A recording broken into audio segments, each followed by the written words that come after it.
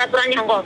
Katanya Sebentar. kalau 1 tahun nge-break itu baru boleh ganti majikan ya, baru boleh ganti agent ya. Apakah betul? Sebentar. Bagaimana awalnya sampai berapa lama di sini dan prosesnya Saya kan di seperti sini sudah apa? lama, ya ada 10 tahun lebih. Tapi kan terus saya ganti majikan, ini majikan baru gitu loh. Sebenarnya sih majikannya itu enggak apa-apa. Cuma maksudnya cerewet aja sebenarnya sih saya tuh ya enggak apa-apa, cuma kayaknya dia ya Mbak Yun ya. Kayaknya tuh apa ya? Apa akunya aja yang enggak nyaman.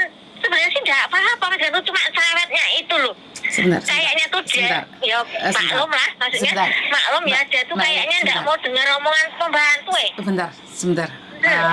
Sampean denger nggak saya ngomong? Ya dengar.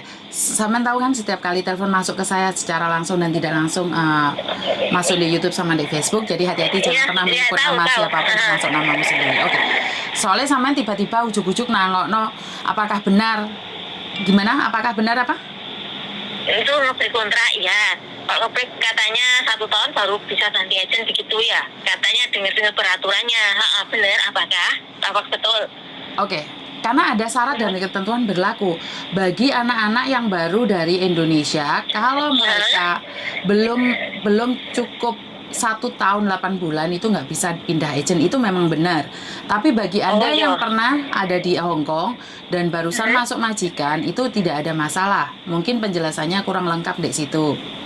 Oh ya, soalnya kan kemarin kan saya dikasih tahu teman saya, Mbak Yanti nek cuma 1 tahun itu nggak boleh ganti agent. Wah bagus, aku nggak jadi ngebreak lah.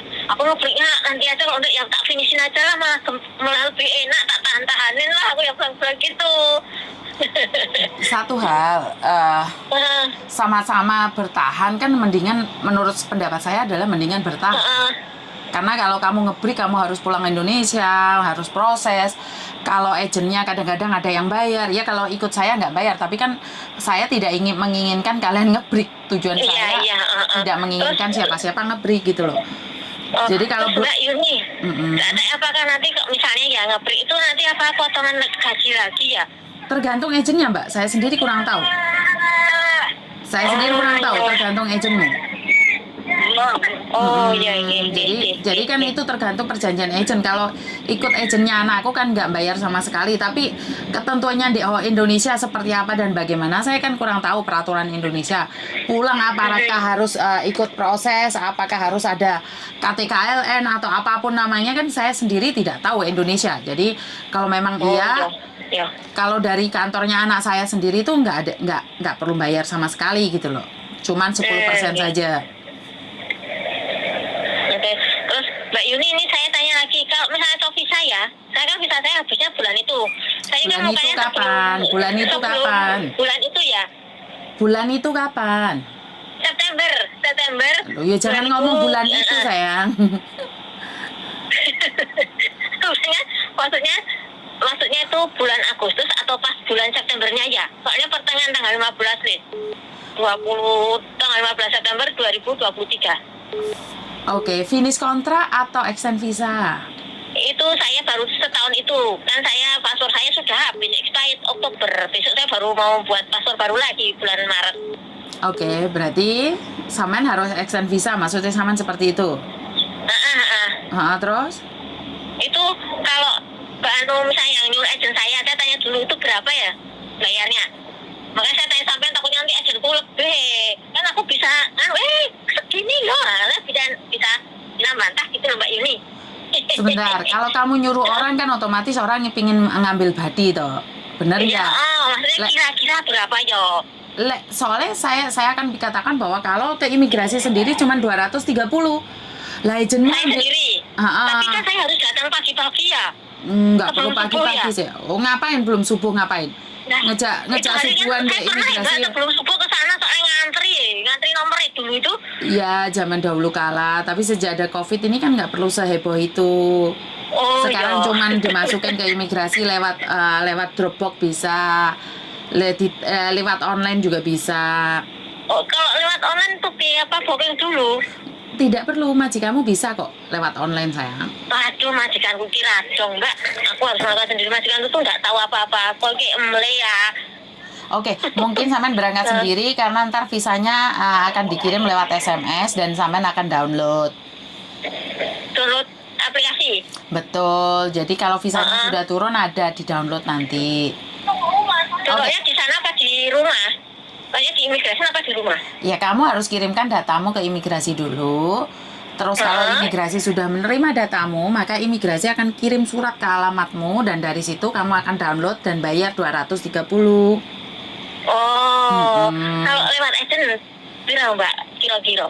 Gak ngerti aku Mbak. Engko enek agent sing 500, enek sing agent 1000. Enek sing agent 800 kan aku gak ngerti. Oh iya. Bener gak? Oke. Oke Mbak Yuni, terima kasih ya. Satu-satu agent kan tidak sama. Terima kasih ya. Sama-sama. Suan nggih. Nggih. Makasih atas infonya. Terima Assalamualaikum. kasih. Waalaikumsalam.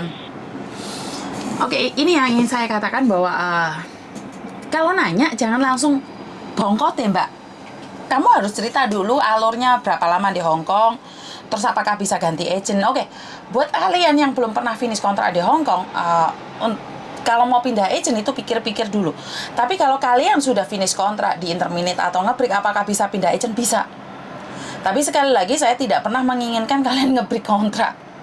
Karena saya bisa katakan bahwa tidak mudah juga untuk mendapatkan majikan saat kita ngebreak kontrak dan interminate ataupun di notice.